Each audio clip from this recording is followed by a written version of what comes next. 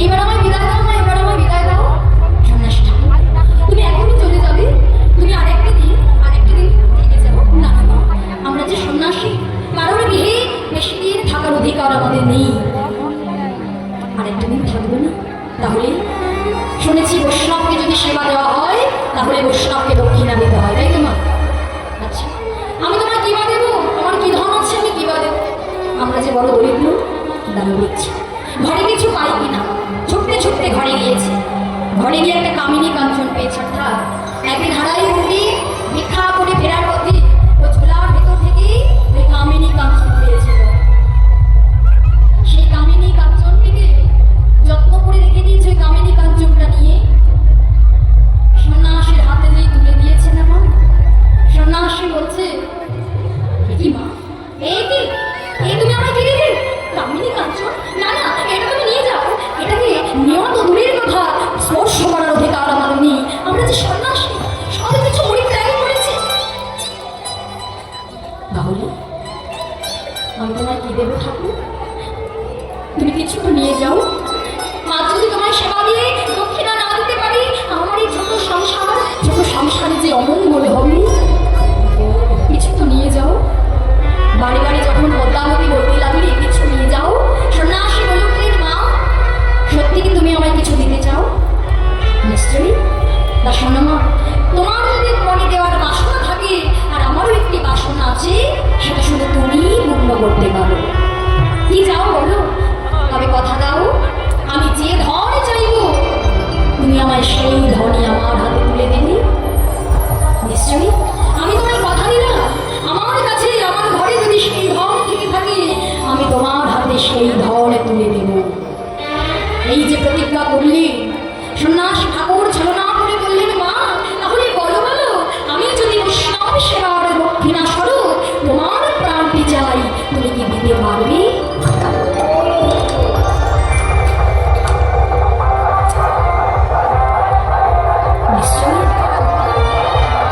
নিশ্চয়ই দিতে পারবো।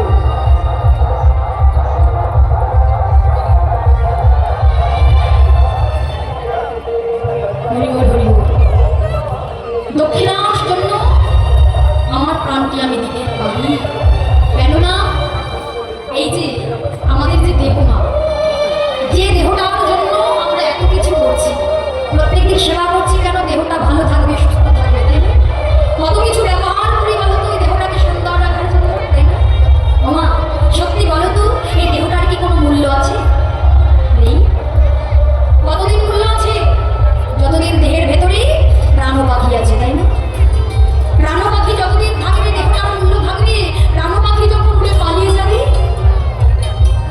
তোমার দেহ যতই সুন্দর হোক না কেন, তোমার এই দেহের কোনো মূল্য থাকবে না। তাহলে এই দেহটার মূল্য নেই। প্রাণ পাখি যখন উড়ে চলে যাবে, আমার দেহটা পড়ে থাকবে, রাস্তাঘাটে কুকুর শ্রীরামী ছিঁড়ে খাবে। তার থেকে আমি যদি দক্ষিণা স্বরূপ আবার এই দেহটা তোমার দক্ষিণায় তুলে দিতে পারি, বৈষ্ণবের হাতে তুলে দিতে পারি, দক্ষিণা স্বরূপ দান করতে পারি, কিন্তু আমার মানব জনক ধন্য হবে। তুমি চাও? না না মা, আমি তোমার প্রাণ চাই না। তাহলে কি চাও? আমি তোমার ভালোবাসার প্রাণ চাই। ভালোবাসার প্রাণ? আমি তো বুঝতে পারছি না ঠাকুর, তুমি কি বলছো? তুমি কি চাইছো? তোমার একমাত্র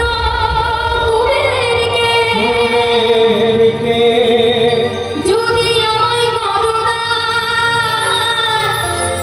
যাহা পেলে জগৎ জোড়াইবে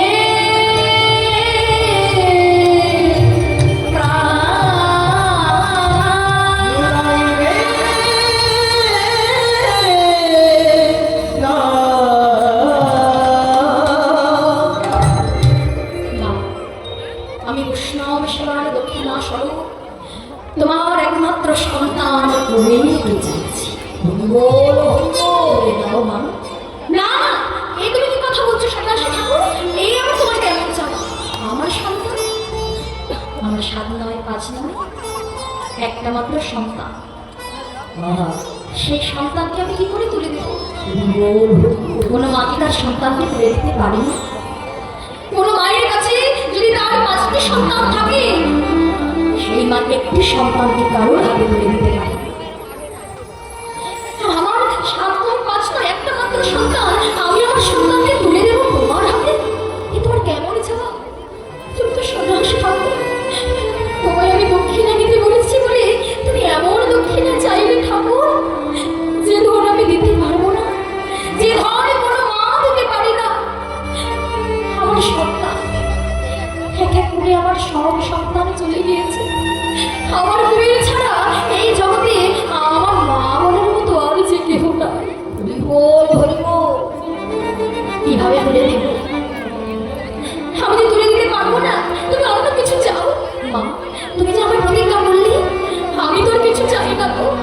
দিয়ে দাও মা, তুমি একটা সন্তান যদি আমার হাতে তুলে দাও, তুমি একটা সন্তানের জন্য তুমি জগৎ জননী হতে পারবে।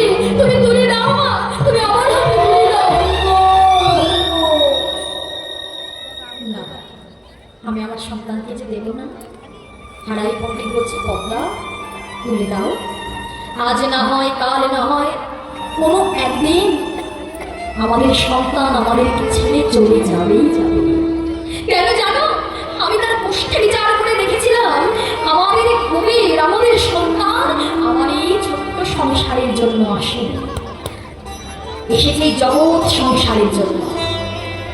তুলে দাও পদ্মা, তুলে দাও। না, আমার সন্তানকে আমি কিভাবে তুলে দেব? ছোট্ট কবির মনে ওঠে, মা পিতৃসত্তা পালনের জন্য রাম গিয়েছিল বনে, মাতৃভাগ্য পালিবার জন্য আমি যাবো সন্ন্যাসীর সঙ্গে। আজ যদি তুমি বৈষ্ণবীকে সেবা দিয়ে যদি তুমি তাকে দক্ষিণা না দিতে পারো, তুমি তাহলে চরণে অপরাধী হয়ে যাবে। মা তুমি কাঁদছো কেন? কার এমন সৌভাগ্য হয়? তুমি চেয়ে দেখো তো মা, এখানে তো কত ঘর আছে, সবার ঘরে সন্তান আছে। সন্ন্যাসী তো অন্য কারোর সন্তানকে দক্ষিণা স্বরূপ চায় না, তোমার ঘরে সে তোমার সন্তানকে দক্ষিণা স্বরূপে চাইছে। এ তো তোমার ভাগ্য। মা তুমি কেঁদো না, আমি প্রভুর চরণে জানিয়ে রাখি। মা আজকে আমি তোমায় ছেড়ে চলে যাচ্ছি ঠিকই, কিন্তু আবার যদি আমাকে ধরে ধরে আসতেই হয়, আমি প্রভুর চরণে জানিয়ে রাখি, আমায় যেন তোমার মতো জননীর গর্ভে জন্ম দেয়, যে জননীর গর্ভে জন্ম মেনে ভগবানের সেবা দেব যায়।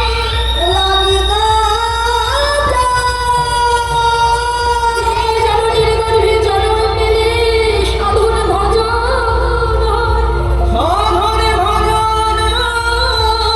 আমি যেন বাড়ি বাড়ি তোমার মতো জননীর গর্ভে জন্ম নিতে পারি।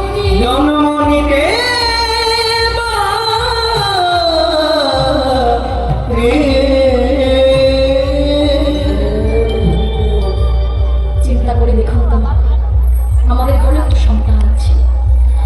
কেউ যদি আমাদের সন্তানকে চায়, আমরা কি কোনো সন্ন্যাসীর হাতে সন্তানকে তুলে দিতে পারবো? পারবো না। কোনো সন্তান যদি কর্মের জন্য মাকে ছেড়ে বাইরে কোথাও চলে যায়, মা একটা একটা দিন চোখের জল ফেলে, প্রত্যেকটা দিন চোখের জল ফেলে একটা একটা করে দিন গুনতে থাকে, কখন সন্তান আবার বাড়ি ফিরে আসবে। আমার বিদায় চাঁদকে সেই ছোট্ট কুবেরকে যে দিয়ে দিল, সারা জন্ম তাকে আর পাবে না। কোন মা পারে, কোন মা পারে এমন? কুবের বলছে, মা আমায় তুমি বিদায় দাও, আর তুমি আমার পিছু দেখো না। মা কুবের, তুই আমায় ছেড়ে চলে যাবি, তাহলে আমায় কে মা বলে ডাকবে? বাবা কে মা বলে ডাকবে? কে বলবে, মা আমায় তুমি সাজিয়ে দাও, আমি খেলা করতে যাব? কে বলবে বাবা? মা তুমি কেঁদো না, আর যে সময় নেই। জন্মের মতো আমায় বিদায় দাও, আমি এসেছি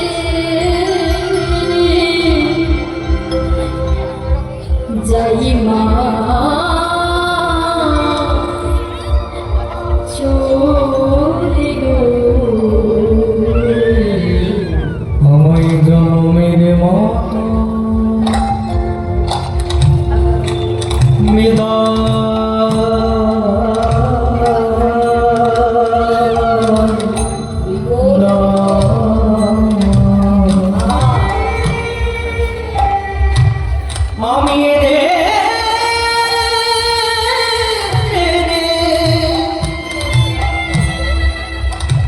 যাই মা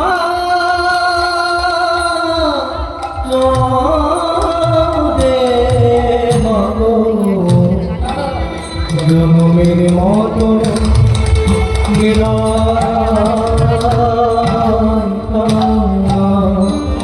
নিতাই গৌর হরি হরি বল হরি।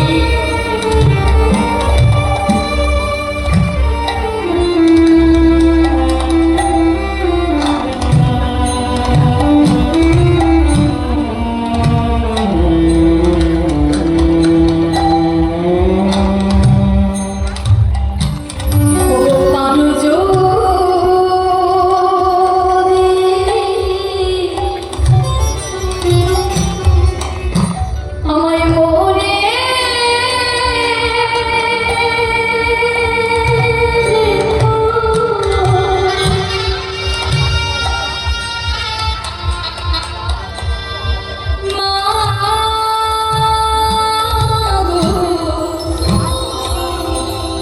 না হয়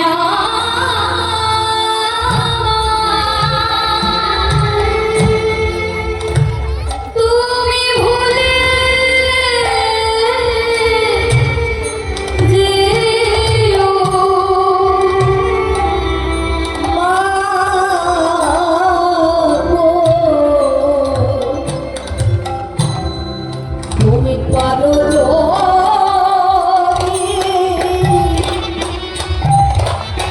আমায় ভুলে মনে রেখো।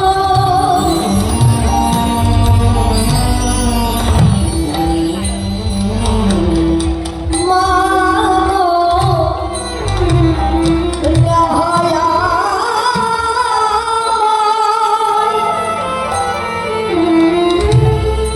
আমায় ভুলে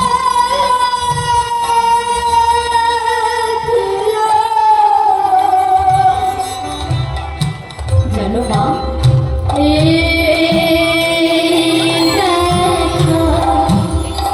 শেষের দেখা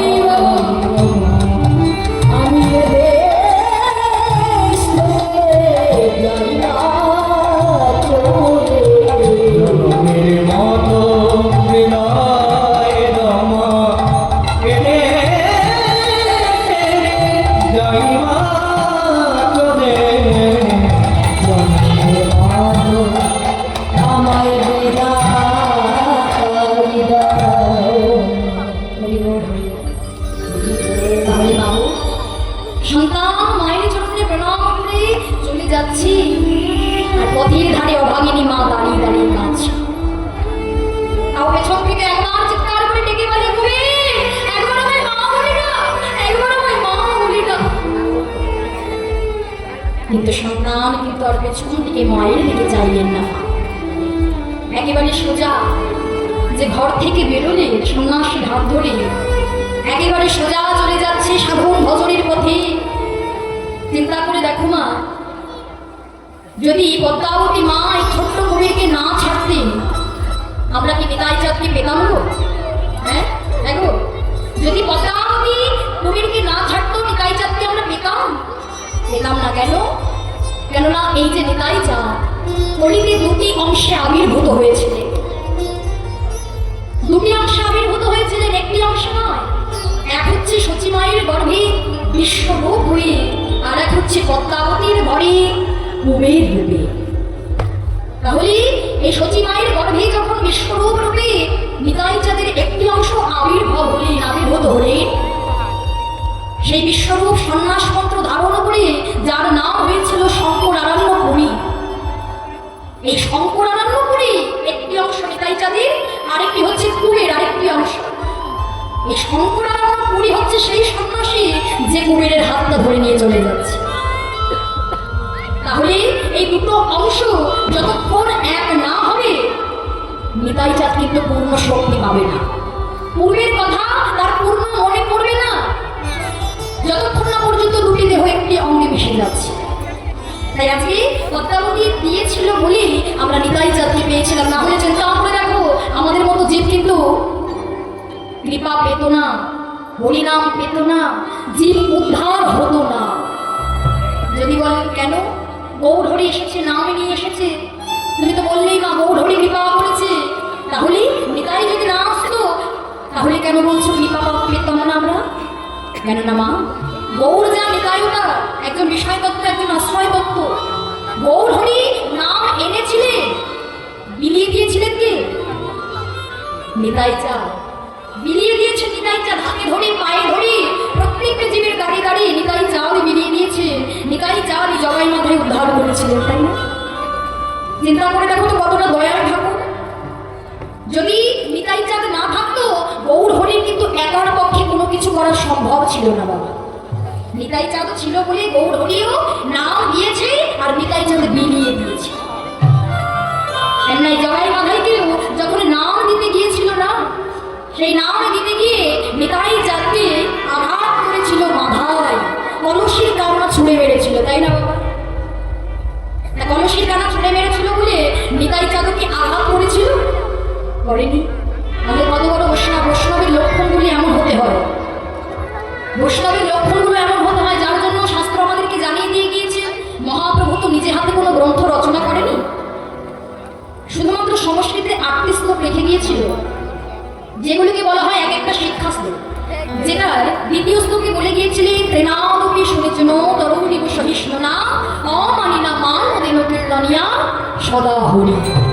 অর্থাৎ বৈষ্ণবের লক্ষণ কেমন হওয়া উচিত? এই যে মাথায় কি কলসির কান্না ছুঁড়ে মারলে ললাট থেকে দরদর করে রক্ত ঝরেছিল, মাথায় কিন্তু একবারের জন্য তারা আমাকে আঘাত করে, কিন্তু এই মাথায় কিন্তু ছোট থেকে সে ছিল মস্তিবীর, হ্যাঁ মস্তি করতো, তাহলে সে কি পারতো না দু একটা চর ঠাকুর তাকেও দিয়ে দিতে? কি গো মা, আমাদেরকে কেউ মারলে, কেউ একটা যদি মারা তো দূরের কথা ছেড়ে দিন, যদি কেউ আমাদের একটা কথা শোনায় আমরা দেখবে 10টা কথা শুনিয়ে তারপরে বাড়ি, তাই না? একটা কথা বললে আমরা 10টা কথা শুনিয়ে বাড়ি যাই। একটা চর যদি কেউ মারে না একেবারে তার কপালে অনেক কষ্ট। একটুখানি ট্রেনে বাসে দেখবেন যেখানেই হোক না কেন সেখানেই দেখবেন কেউ কাউকে এক চুল জায়গা ছাড়তে পারে না। এর জন্য আমাদের মতো জীবের দশা এমন। এটা আমাদের কর্মের দোষ, এটা যুগের দোষ কি, এটা হচ্ছে কর্মের দোষ। কেননা এই যে 84 লক্ষ জনই ভ্রমণ করছি আমরা, একবার আসছি একবার যাচ্ছি, চিন্তা করবেন, একবার আসছি একবার চলে যাচ্ছি, তো কখনো গাছ হয়ে জন্ম নিচ্ছি, কখনো সাপ ব্যাং টিকটিকি হয়ে জন্ম নিচ্ছি, আবার চলে যাচ্ছি। এই যে আমরা ঘুরেই চলেছি, প্রতিনিয়ত আসছি আর যাচ্ছি, আসছি আর যাচ্ছি, এই ঘোরাচ্ছে কে আমাদেরকে? বলো না, কে আমাদেরকে ঘোরায়? কর্ম। যে যেমন আমরা কর্ম করি সে তেমন ফল পাই, যেমন কর্ম করব সেইভাবে তাকে ধরাধামে আসতে হবে। কর্মের বাইরে আমরা কেউ কিছু করতে পারবো না, কর্মটাই ভালো করতে হবে। যেমন দান করলেও ফল পাবে, চুরি করলেও সেই ফলটাও আপনাকে পেতে হবে। এই যে হরিবাসরে এসেছি আমরা মা, এটার কি কোনো ফল নেই? ফল আছে তো, হরিনামের উপকারিতা আছে। কেননা কর্মের দ্বারা সময়, এই যে আমরা সবাই নিজে, আমরা এক একজনকে যে আপন মনে করি, অতিথি মনে করি, নিজের জন মনে করি, দেখবেন সারা জীবন কিন্তু কেউ কারোর বান্ধব হয়ে থাকে না, বন্ধু হয়ে থাকে না। আজকে যাকে আপনি আপন করছেন, দুদিন পর দেখবেন এমন একটা কারণ ঘটবে তার সাথে মুখ দেখাও বন্ধ হয়ে যাবে। যাকে ভাবছেন সে আমার সুখ, সে এমন ব্যথা দেবে, এমন দুঃখ দেবে, দেখবেন মুখ দেখাও বন্ধ হয়ে যাবে। সব সময় এই কর্মটাকে যেদিন আমরা ধর্মে পরিণত করতে পারবো সেদিন আমাদের ঘোড়াটা আপনা আপনি বন্ধ হয়ে যাবে। নিতাই গৌর হরি হরি। এই কর্মটাকে আমাদের ধর্মে পরিণত করতে হবে, আর এর জন্যই আমাদের হরিনাম সংকীর্তন শুনতে আসে। কেমন? কেননা সময়কে কেউ পরিবর্তন করতে পারে না বাবা। যেমন দেখবেন এই গ্রীষ্মকালে ধীরে ধীরে যে গরম পড়ছে, যে পাখাটা চলছে, আমার কত আনন্দ হচ্ছে, কষ্ট হচ্ছে তো বড় আনন্দ হচ্ছে জানো। এবার যদি এই পৌষ মাসে আমি যদি কীর্তন করি আর ঠান্ডার মধ্যে যদি পাখাটা ছেড়ে দেয়, কেমন লাগবে? ভালো লাগবে না? যে ভালো লাগবে, ওই মা বলছে ভালো লাগবে। কি করে ভালো লাগবে? তাহলে শীতকালে একেবারে ফুল স্পিডে পাখাটা দিয়ে শুয়ে থাকবে, দেখি তো কেমন ভালো লাগে। দেখবেন গরমকালে যে পাখাটার হাওয়া আমাদের বড়ই ভালো লাগে, আর শীতকাল যে পড়লো ভুল করে যে ফ্যানের সুইচটা যদি কেউ অন করে দেয়, ওই বাবা মরে গেলাম, বন্ধ কর বন্ধ কর বন্ধ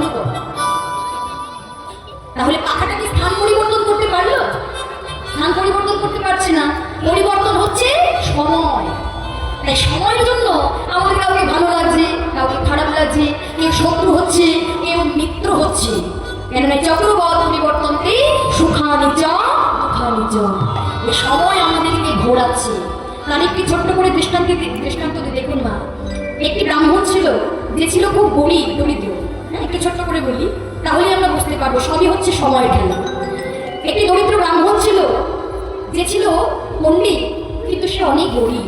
তার জন্য তার দুঃখ নেই, কিন্তু তার ঘরে একটা মেয়ে আছে। তার ইচ্ছে যেন মেয়েটিকে বিবাহ দিতে পারে। তা মেয়ের বিবাহ দিতে গেলে টাকা ছাড়া, অর্থ ছাড়া কিছু হবে না। কোথায় পাবে অর্থ? চিন্তা করছে, আমি গ্রামে গ্রামে গিয়ে আমি কারোর কাছে হাত পাতবো না।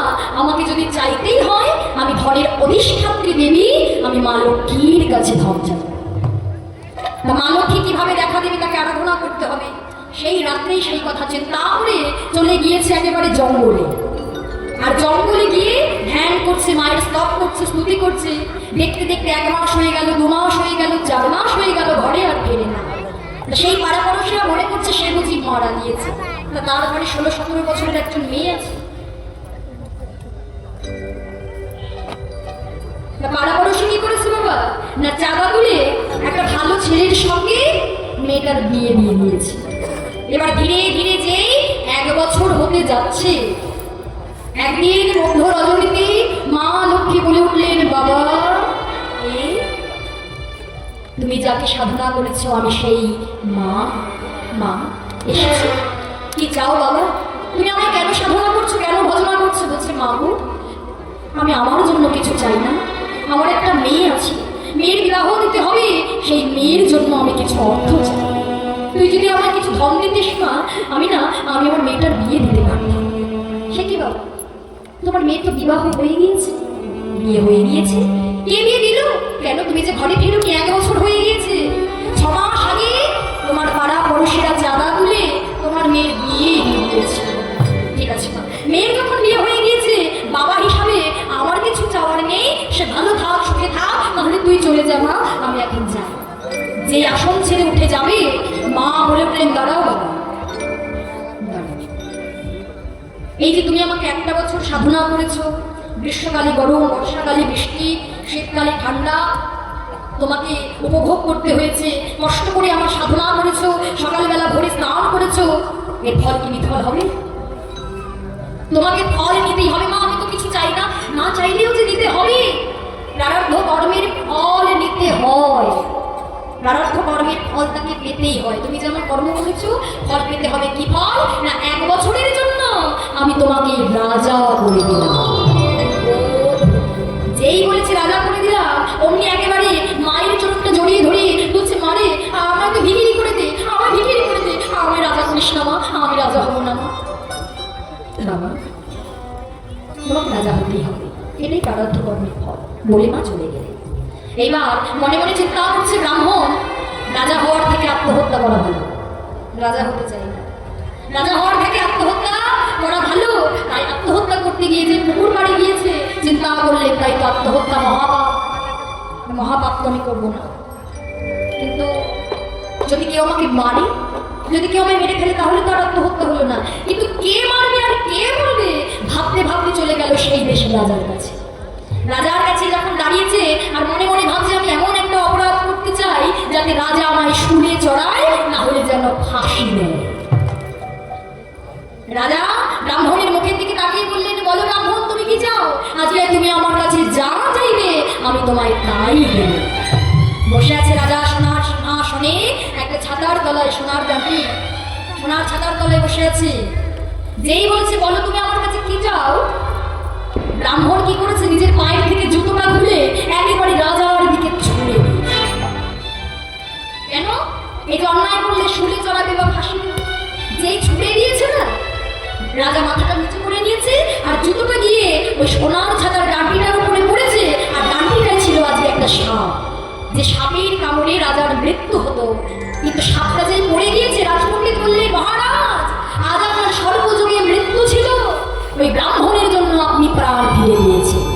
যেই বলেছে, রাজা ছুটতে ছুটতে গিয়ে বলছে, ভাই, আহা, এসো বন্ধু, এসো, তোমার জন্য আমি আমার প্রাণ ফিরে পেলাম। আজ থেকে 1 বছরের জন্য তোমাকে আমি রাজা করে দিলাম। রাজার মাথায়, ব্রাহ্মণের মাথায় হাত।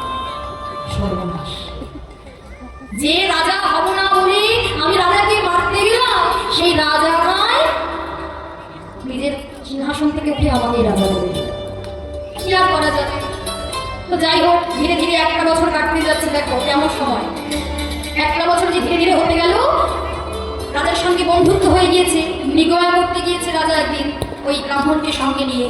জঙ্গলে যখন গেছে, ফিরে আসছে না মধ্য রজনী, ভাবছে এখানে তাউলাটা নিয়ে শুয়ে পড়ি, সকালবেলা আমরা চলে যাবে। এই বলে রাজা ব্রাহ্মণ শুয়ে আছে, আর এদিকে মধ্য রজনীকে যে জল পিপাসা পেয়েছে, ব্রাহ্মণ যখন উঠে যেতে যাবে জল খেতে, অমনি দেখলো একটা সাপ জঙ্গল থেকে রাজার দিকে এগিয়ে যাচ্ছে। আর সেই রাজার তলোয়ারটা নিয়ে ব্রাহ্মণ যেই মারতে যাচ্ছে, সাপটা বেরিয়ে গিয়েছে, আর রাজা ঘুম ভেঙে দেখছে ব্রাহ্মণ হাতে তলোয়ার নিয়ে দাঁড়িয়ে আছে। রাজা বললেন, ও হ্যাঁ রে, একদিন আমি তোকে রাজা করেছিলাম 1 বছরের জন্য। তুই 1 বছরের জন্য নয়, তুই সারা জীবনের জন্য রাজা হতে চেয়েছিস, তাই আমাকে মারতে চেয়েছিস? হ্যাঁ? তাই আমাকে মারতে চেয়েছিস? হ্যাঁ রে, শোন, তুই আমার কি মারবি? তুই আমার তলোয়ার দিয়ে তুই আমাকে মারবি? কিন্তু একটা কথা শুনে না, তুই একদিন আমার প্রাণে বাঁচিয়েছিলি, তাই আজকে আমি তোকে ছেড়ে দিলাম। না না, আমি আপনাকে মারতে চাইনি, আমি সাপ মারার জন্য। চুপ কর, চুপ কর, তুই হাতে তলোয়ার ধরে রয়েছিস, বলছিস সাপ মারাই সাপ। একদিন প্রাণে বাঁচিয়েছিলি বলে আমি তোকে ক্ষমা করে দিলাম। এই বলে গলা ধাক্কা দিয়ে বার করে দিল। আকাশের দিকে তাকিয়ে ব্রাহ্মণ করতে লাগলেন, হায় রে বিধাতা, যেদিন আমি রাজাকে মারতে এসেছিলাম, সত্যি সত্যি মারবো বলে এসেছিলাম, রাজা আমায় সিংহাসনে বসিয়ে দিল। আর যেদিন সত্যি সত্যি আমি তার প্রাণটা বাঁচাতে গেলাম, রাজা আমায় গলা ধাক্কা দিয়ে বার করে দিল। সবই সময়ের খেলা। আজকে রাজা, কাল সে ভিখিরি। হ্যাঁ বাবা, আজ যে রাজা, কাল সে ভিখিরি। আজকে তোমার কাছে ধন আছে, পরে তোমার কাছে ধন নাও থাকতে পারে, তাই না?